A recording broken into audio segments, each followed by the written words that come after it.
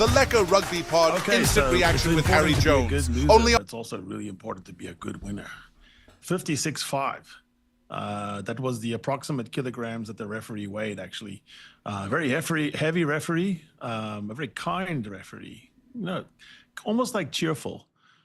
Gave the Stormers, my little baby Stormers, only 5 penalties. I think all 5 penalties were at the scrum. So that's a strange stat. The Stormers scrum started well and launched a nice 10-plus phase, and Sasha found a prop for a try, which is interesting. Up 7-0, it felt like happy days. But there was this very weird undercurrent of a really carnival-type rugby, which is our scrum wouldn't fire. It got wheeled around several times. And then by the end of the match, sanity was restored with the arrival of Oom Brock, but worried about him.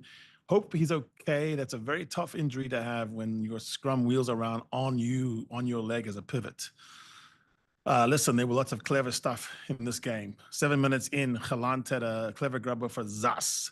And Zas had a very exciting game. There was about 7 different things that were exciting for Zas, and he messed up every single one of them. He was the only surviving goof troop mentality. And then finally, he had a streaker try at the end that even he couldn't mess up. But lineouts in the red zone were actually pretty good. Andre Hugo Venter found Murat over and over. There was some mauls. There were breakdown penalties. Suddenly it was 10-0. The referee at this point was on his second oxygen tank, and he was huffing and puffing. He was going to the TMO when nothing was happening. Suddenly he was just like, oh, there's a sky. Let's look at a picture from the sky. Is there a seagull? Let's track that TMO, just so he could stand there. And I felt like over the course of the match, his weight, the referee, descended from the top of him to his legs. And by the end, when he was reffing, his legs were very, very, very big. He became a pear. So I started calling him Prickly Pear Ref. Big runs by Benetton were going nowhere. Thomas Gajo, the Pumas prop, went on a nice gallivant, but it was just clearance. It was exit. We're the worst exiting team in the whole URC. But suddenly we could exit. Sometimes very casually, sometimes with a backflip and a hold up and an offload and a run out, but still exits were happening. Benetton was trying to launch a pasta platform that was not al dente. It was not holding up, and they were always on the back foot, and Ruiz was smashing it up. By the end, Evan Ruiz had 6 beaten defenders on 6 carries at some point. I mean, every single time he carried the ball, he beat someone. And he had about 5 offloads. In one particular sequence, it was Ruiz offloading to Willemse, who offloaded to Ruiz. I don't know what they fed Ruiz before this match, but he was peppy. Chinison, the workhorse, and Ruiz, the proper ball smasher. And then Paul de Villiers, former under-20s captain, looking like a proper fetcher, slowing the ball down. That way Brex and Manancello could not get going. At 13-0, where Sasha Feinberg masterpiece, we're going to call him, he puts a drop goal over that goes over the poles. I mean, it's over the height of the poles, the imaginary line. I've never seen a drop goal prettier than that. And everything he was doing was kind of pretty. And then he took about 5 minutes in the second half to look human. And so that was Sasha Feinberg merciful.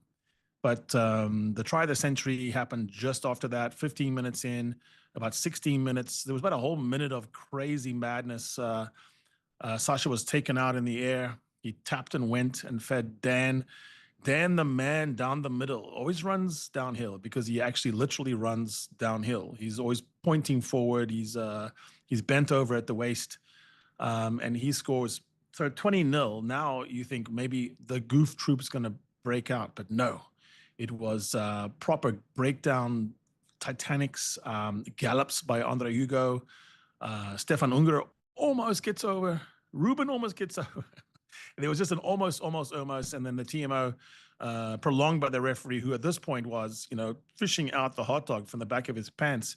And he decided that it was a knock-on try line. So late hit on Willemse, and the referee's happy to stop and take a look at that. 23-0. The thing just keeps ticking over. The lineout's cooking.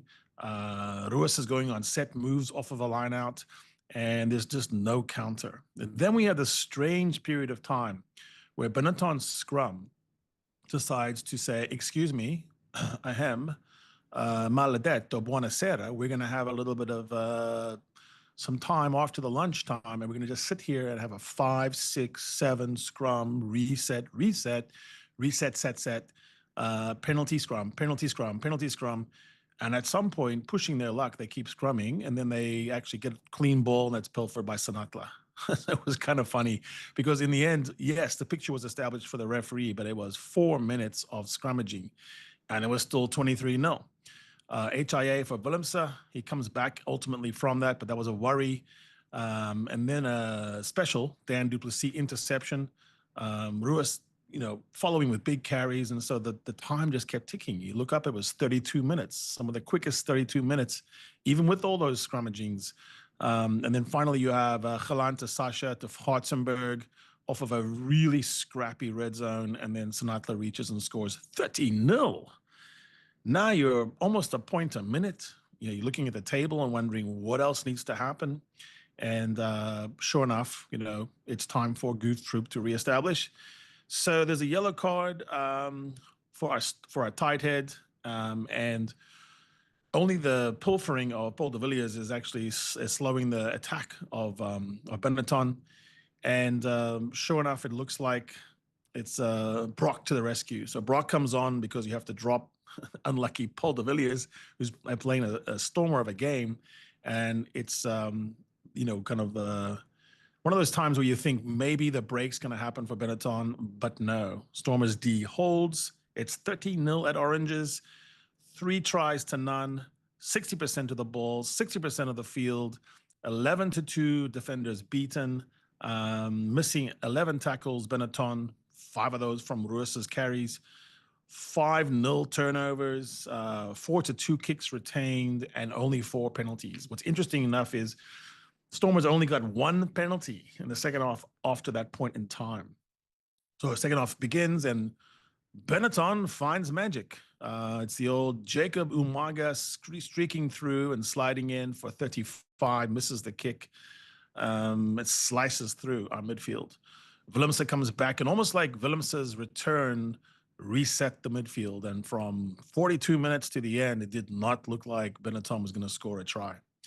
Tunison is rewarded for hard work. It goes all the way to 37-5. Now Sasha Feinberg is just handing off, fending, and taking off to the races. 2-hand take in the air, Ngomazulu type take. It's very nice to see a back go up and into the sky, 2 hands, claim the ball. It maximizes the chances that the ref's going to give you a call if you're touched. You're going to win most aerial battles if you put your hands aloft to catch the ball. You're not going to bounce it off your chest, and you're not going to miss the little basket. So that's when Sasha decides, I've done too much. I've made myself too lovely. I am the darling of Cape Town. Let me just do a few things to make sure, we're human. Let's miss a penalty goal. Let's kick the ball out on the full. And but in the end, all that still works out because industry plant Sasha is just so magic. It kills a minute or 2 of the yellow card, and it's just merciful. So the beautiful shape, though, is still coming through. Red zone attack starts to fail a little bit, and Benetton just cannot find the magic. Trapped in their own third, all they can do basically is hoof the ball and sometimes try to run out and get pilfered. So then we have a question about, did Dan score again? There's a very strange sequence behind the goal line for Benetton where everyone is just batting at the ball like they're playing pickleball or paddle, and no one is claiming it. At some point, the referee thinks, he opines that there might have been a try.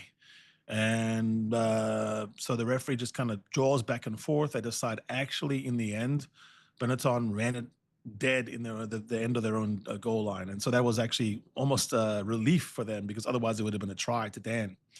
So, Benetton had turned itself into the goof troop, or maybe, in a strange twist of fate, Stormers' goof troopism was imbued to Benetton, and they turned into the goof troop. This turns into Zas getting held up far too easily, almost just ran in and said, please hold me up. Then Zas gets mad about that, so he bumps off a Benetton guy, and then he passes to an invisible man, maybe to row 3. Zas just keeps doing things until finally there's a streaker try. Ruas on fire, 6 carries, 6 beaten, feeds Zas, and he goes away to make it 44-5. At some point, Ruas's the tacklers, they despair of actually tackling him normal, so they go for his head, smack into his head, and all credit to him. He doesn't go down easy. He delivers a forearm off it. Then he gets an elbow in the face. So anyone who's thinking bad things for Ruas, take a look at that sequence. He played like a real man, and he took that game over by the end. So there's a yellow card for Benetton. Then a scrum wheels around. We see Brock get hurt. We're worried about that. There's a big maul, and then Paul de Villiers gets his rewards, goes over for a very popular score. You can tell how popular a guy is by how many people crowd around you and jump on you and smack you in the head. So that try takes it to 49-5, and Stormers go to 6th on the log, which sets up a really tasty potential playoff match with the Bulls. The referees, by this point, his weight had descended so much that he's not even really getting in the picture of any of the games. So he just calls the whole game from the midway, he's just on the halfway line, and he's just going to go long distance calling. And we just hear his heavy breathing throughout the match as well. Sasha becomes a brand ambassador for the Italian fashion house Fendi when he does 3 fens on 1 attack play. He just got his hand out and he's just making Benetton run into his hand with magical powers. And so thankfully, mercifully for Benetton, the game ends 56-5, 7 tries to 1. The final try coming from a massive scrum, Ruas having a really big carry and feeds his friend Sasha, and they have a wonderful bromance celebration in the goal. And it's Sasha Feinberg machete. He cut them to pieces. 7 offloads, 23 defenders moored, and lots of kicks regained. 5, 6, 7. Who cares? It was just one of those magical days. Plenty of talent in the stands. The cameraman really enjoyed showing all the people having a good time, but weirdly enough, it was about 87% women in his shot. Listen, the Stormers are not out of it. All South African teams still have a shot. Let's not even discount the Lions. There's a way where this thing looks very clogged up in the playoffs with a bunch of derbies, or everyone can find their perfect channel and avoid each other in that first round.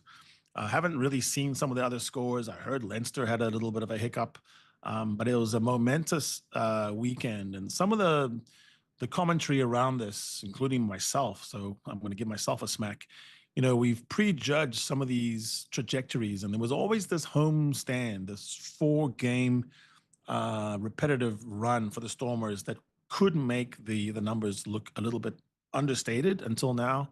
I think now you're starting to see the thing shape up. One of the favorite things I had of this weekend, of having my Bulls brain, my light blue outfit on, and then now my natural state, my natural habitat, is both the Stormers and the Bulls won the breakdown. And that's just so crucial going into playoffs. That's crucial for Bach brain.